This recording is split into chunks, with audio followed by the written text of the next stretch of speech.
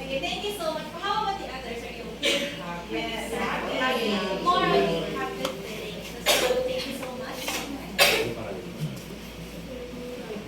So for our daily routine, I would like to emphasize that there should not be any things that are not related with our topic or with our session for today. So can you remove those things that are not part of our lesson? Can you remove that plastic bottle in our daily routine? Thank you so much. Next, let's check the attendance. Class leader, Mrs. Tan. Good afternoon, ma'am. Good afternoon, classmates. I am happy to tell you that we are all present. Thank you so much. Now, since you're all present for today, you must expect a gift from me for tomorrow. Since I am not prepared, thank you so much. Next one. There are no important reminders for today, but I would like to ask again the class leader, do you have any important reminders for the class? Do you have? As of now, there's no. There's no. Okay, there's none. Thank you so much. Next one. Now let's have a very short review of what we have done yesterday. What have we discussed now? Yesterday. Do you still remember? Sorry. Looking at so far. That is related with our lesson for today. Since if you're going to identify what is our lesson, take note of the third part, everyone. Again, that is related. So next one, thank you so much. So in here, there will be 8 classes that we need. Basically, the class will be divided into 2 groups. And then you're going to list down the biotic and abiotic things that you can observe. If you can get an example outside, because you're going to go outside, then you get one if it is possible based from the name of your group. And then you're going to enter the classroom, line up according to the object that you have fixed. And last but not the least, this is very important, you have to describe the object that you listed by acting it out. So, is everything understood po? Yes. Are you sure? So next po, I would like to remind everyone that this will be group 1. The name of your group will be Biosphere Nexus. And then group 2, this table will be Aquarius Collective. Be reminded that there must be a number for each member. I repeat, there must be a number for each member because later on, I am going to call you not by your name, but by the number assigned for you. Is that clear? I cannot hear you well. Is that clear? Yes. Okay, so next one. Be reminded also that I will only give you 3 minutes, and with that, you may now go outside.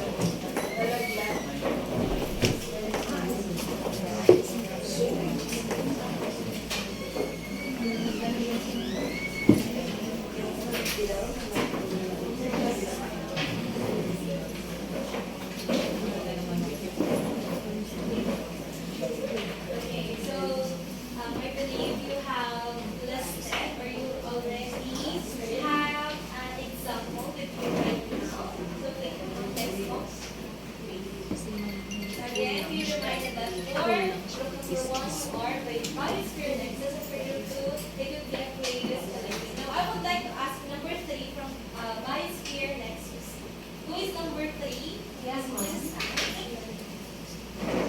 What have you got? Can you please come in front?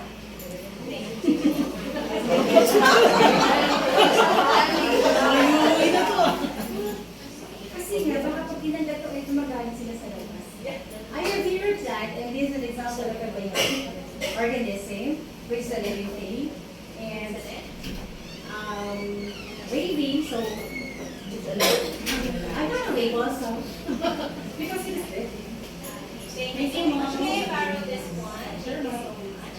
How about number 1 for Aquarius Collective?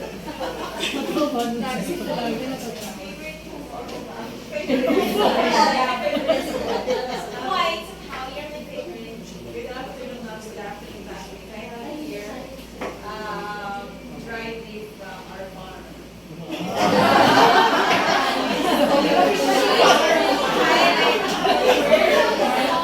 Nakapili pa pala.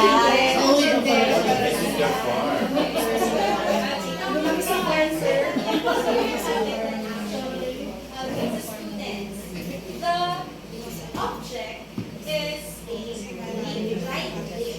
Are you sure this is a living thing? Sure?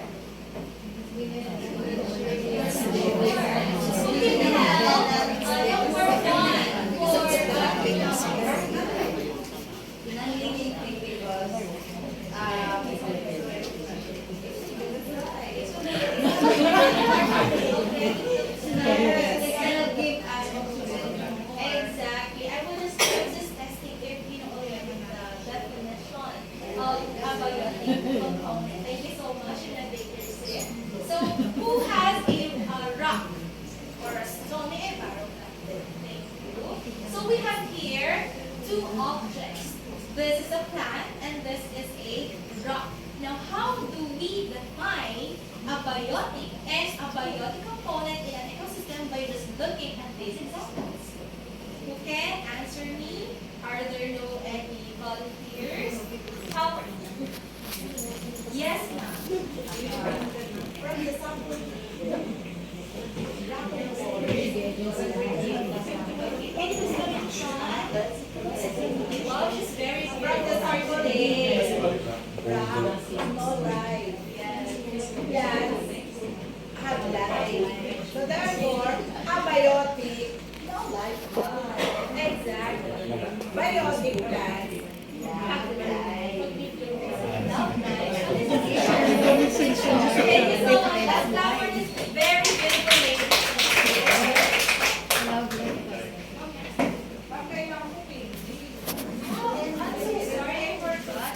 You have a reward. From the farm. Actually, I would like to give this one because it is from the farm. Let's have a very short review again. Now look around. Take a look at your table. Take a look down there. Can you please name a living thing that is not a plant nor an animal? How about number 4 from Aquarius Collective? Number 4 from Aquarius Collective. Give me an example of a thing that is not a plant nor an animal. Human, exactly. How do we describe a human? I would like to call this gentleman. Come forward. Thank you. Because you said a while ago that you will act like as a man. But they are as a man. So can you please describe a human? A human being is made up of cells, Exactly. has DNA, perpetually can grow and develop. Thank you so much. So basically, this is how we describe a man. Not only man, but all living things. All living things are made up of cells. And what else? They have DNA. So it serves as our genetic material. How about this one? Take a look at your table again or look around. Observe. Name 3 important things in your immediate environment that are abiotic. Can we consider our classroom as an immediate environment? Yes or no? I cannot hear you. Yes. I cannot hear you. Yes. So can you please give me one thing that is considered as an abiotic inside the classroom? Yes, Miss Krishna. Then, what else? The air that we breathe inside. Everyone, you have to raise your hand if you want to be recognized. else? Aside from the air that you breathe, pen, yes, what?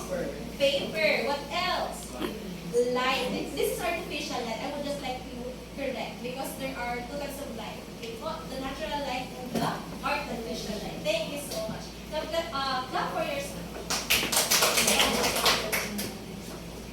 Okay, so here are the other examples of biotic and abiotic components in an ecosystem. So can you please read it out loud from the biotic group? Plants, animals, bodies, Sorry for the typographical error. bacteria, How about for the abiotic components? soil, light, water, air, humidity, temperature. Basically, everyone, in our ecosystem, it is divided into two components. Again, the biotic components are those things that have from the term bio, meaning life. How about this one from the term bio, meaning they do not have non-living thing. Thank you so much. Next one. Now, I would like to ask everyone, what do you think is the reason why the scientists with us use the term biotic when they talk about things? I would like to call on number 5 for biosphere index. Who is number 2? I'm so sorry. Yes, number 5.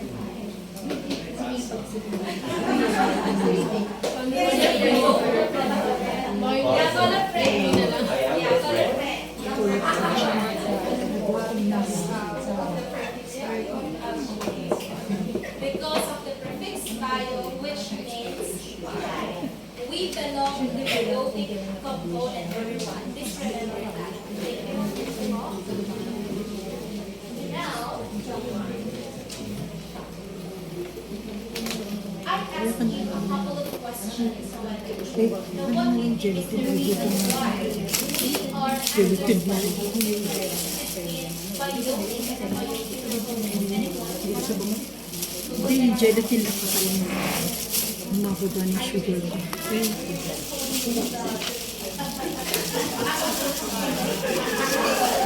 From the start. Again, what do you think is the purpose of this lesson? Which is identify the difference between biotic and biotic components. Everyone, they don't raise their hands. How about yes again? Since we belong to the ecosystem, we have to understand also like the purpose of abiotic as well as biotic. Exactly. We must understand you. Okay, later. So we can easily identify what are the biotic organisms and abiotic organisms. Exactly. Or the component. That is, I mean, your answers are excellent. Why? It's because, it's because we want to be sure and understand the differences between biotic and biotic components. You mentioned a while ago that we are part of the ecosystem. Meaning, if you are part of an ecosystem, you have a certain role or niche in an ecosystem. Am I clear? Yes. Now, I would like to, we are going to have an activity. It says here that we're going to perform an operation.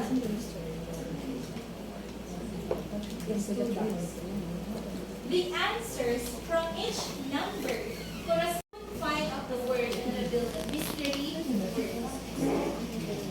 So, after that, you're going to complete the task by matching the words with their meaning and signs. You're going to use arrows through, where is our marker? By using this marker, and then you're going to read the information carefully to think about what this word means. Are you ready? Yes. I can hear you. Yes. Are you ready? Yes. Okay.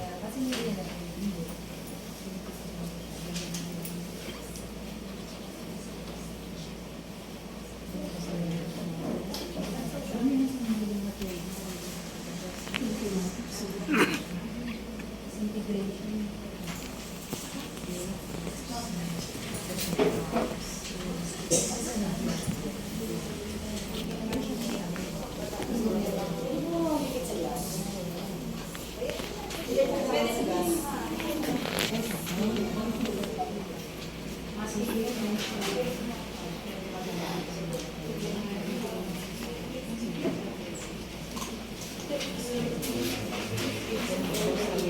corresponds to the output. Who would like to start? Let's start from group number 5 of Aquarius Nexus.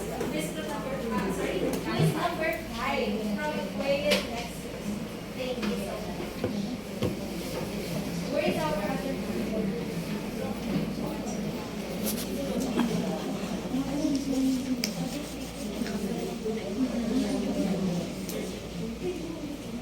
Thank you. Isa-isa. Let me move this one.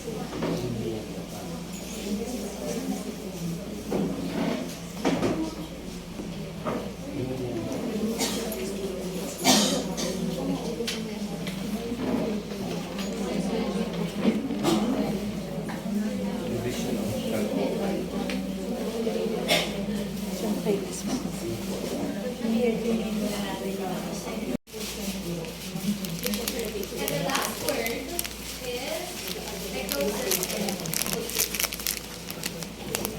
Kaya ayaw ko mag-desire. Hindi So ka I have here the definition of these words. And who would like to face with the definition? Our voice not enough. We would like to identify the definition of this term. How would like to guess now? You have to do this one. How about the other two terms? Thank you.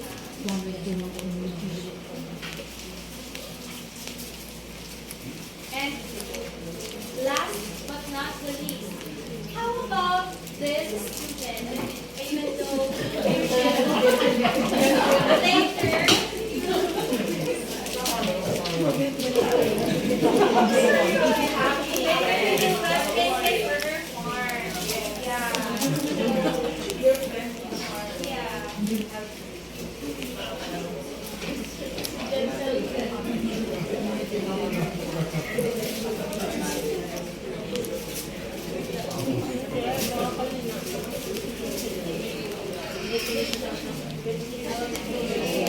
I believe that you understood very well. So it says here that we have a young term corresponds to living, non-living. And for biotic term, it means they are living or one was living.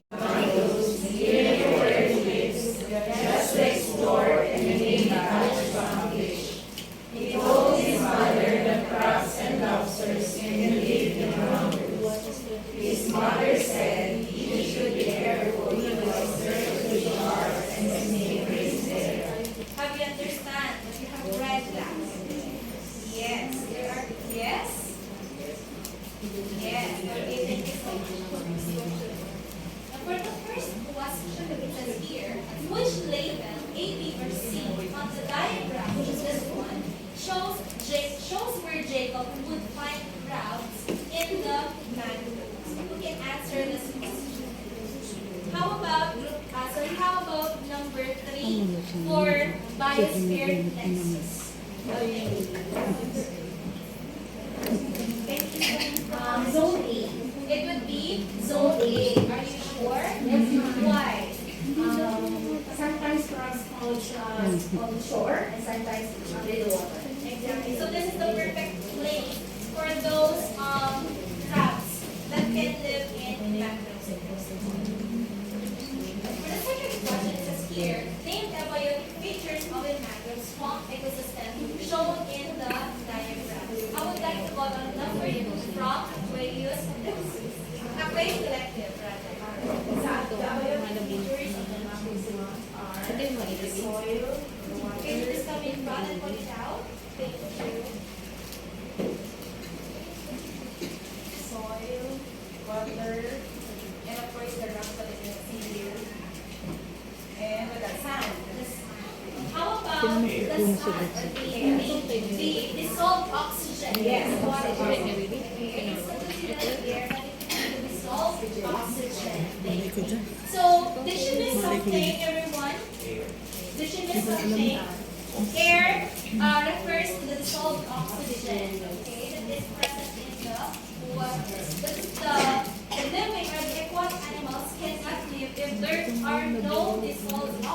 plants in the water. Am I clear? Yes. So can you please, let us use the term dissolved oxygen as next.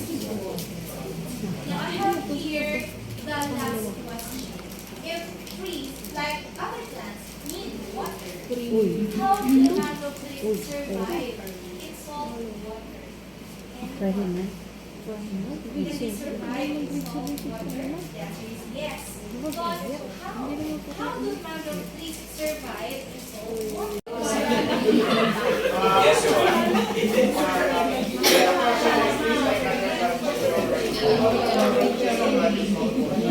Basically, the answer is the one on the farm.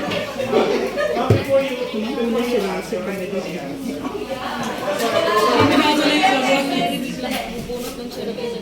Because I saw this in the Senate. The mangrove roots, together with the seagrass, reduce the level of salt in the water. That's why it tastes like that. Okay, so meaning to say the salinity is very low. So that's it. Thank you so much. He is really a very manager of his farm, you know. So next. Okay, now again let's have an activity which is entitled Count on. If you understand our lesson as well, I have prepared a picture. So many kids have picture analysis activity. So let's try to identify these organisms if they are biotic or abiotic. How about this dropping love, brother? Is it biotic or abiotic? Yes, biotic. Biotic because it was part of the living. How about sunlight and heat? Anyone? Yes, again. Abiotic. How about the insects present? Are they biotic or abiotic?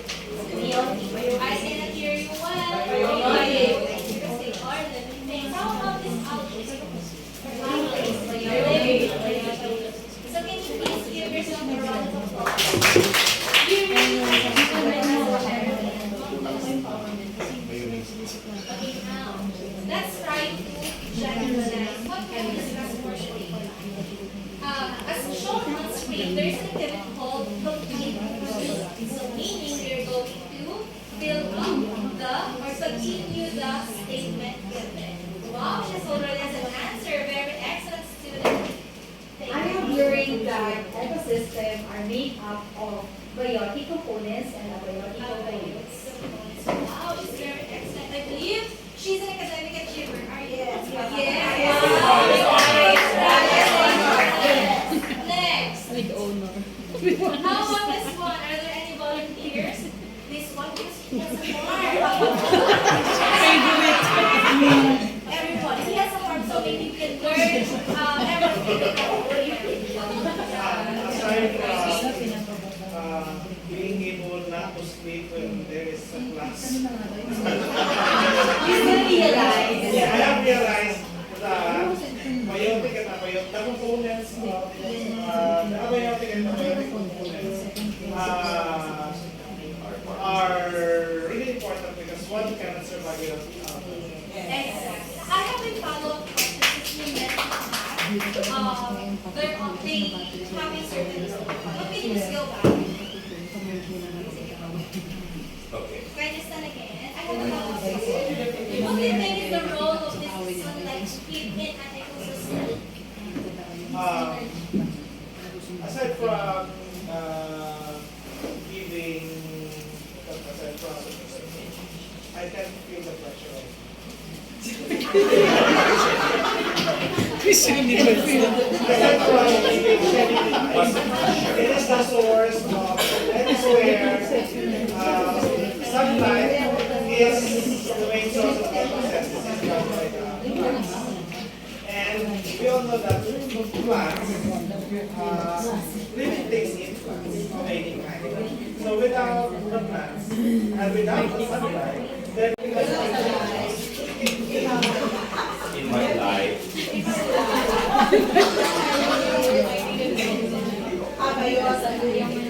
So